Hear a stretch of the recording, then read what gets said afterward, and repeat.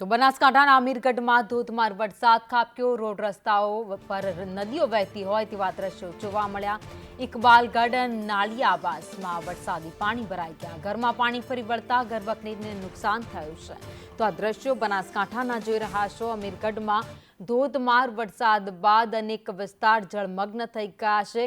કમરથી ઉપરના પાણી આ વિસ્તારોમાં ભરાઈ ગયા છે। લોકોની ઘરવખરી છે એ પાણીમાં તણાઈ ગઈ છે। તો જે રાત્રે વરસાદ આવ્યો ત્યારબાદ નીચાણવાળા તમામ વિસ્તાર પાણીમાં ગરકાવ થઈ ગયા છે। નદીઓ વહેતી હોય તેવા દ્રશ્યો જોવા મળી રહ્યા છે। લોકોને ભારે નુકસાન વેઠવાનો પણ વારો આવ્યો છે। રોડ રસ્તા તો દેખાતા જ નથી, પરંતુ લોકોના ઘરમાં પણ કમરથી ઉપર પાણી છે। વધુ અપડેટ સાથે સંવાદદાતા અશોક અમારી સાથે જોડાયા છે। અશોક, બનાસકાંઠામાં ગતરોજ રાત્રે ધોધમાર વરસાદ વરસ્યો ત્યારબાદ અમીરગઢમાં કમરથી ઉપરના પાણી।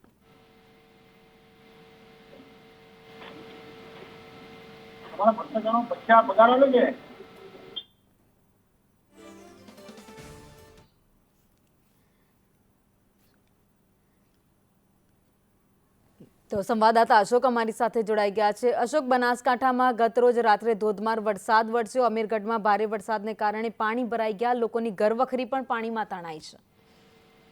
જી ચોક્કસ ભાવિની વાત કરવામાં આવે બનાસકાંઠાના અમીરગઢની, તો અમીરગઢમાં ગઈકાલ રાતે લગભગ 5 ઇંચ કરતાં પણ વધારે વરસાદ ખાબક્યો હતો, જેમાં માત્ર ને માત્ર અમીરગઢ તાલુકાના ઇકબાગઢમાં જ વરસાદ ખાબક્યો હતો, જેના લીધે ઇકબાગઢમાં જવાનો જે મુખ્ય ભાગ છે ત્યાં પણ 11 ફૂટ જેટલા પાણી ભરાયેલા હતા। ઇકબાગઢ હાઈવે ઇકબાગઢ બજારમાં આવવાનો જે મુખ્ય ભાગ છે ત્યાં પણ ઘોટણસમાં પાણી ભરાયેલા હતા। અને ખાસ વાત કરવામાં આવે તો ઇકબાગઢમાં જે નીચાણવાળો વિસ્તાર કહેવામાં આવે છે નાવીવાદ, ત્યાં પણ પાણી ભરાતા લગભગ 10 ફૂટ કરતાં પણ ઉપર પાણી ભરાતા લોકોના ઘરમાં પાણી ઘૂસેલા હતા, જેના લીધે લોકોની ઘરવખરી પલળી ગયેલી હતી। આ સવારના લોકો પોતાની ઘરવખરી જે પલળેલી હતી તેને બચાવવા માટે 10 ફૂટના પાણીમાં પણ જઈ અને ઘરમાંથી લોકો પોતાની ઘરવખરી નીકાળતા હતા। આભાર માહિતી માટે। એટલે કે વરસાદી પાણી વચ્ચે પોતાની જે બચેલી ઘરવખરી છે એ લોકો નીકાળતા દ્રશ્યોમાં દેખાઈ રહ્યા છે।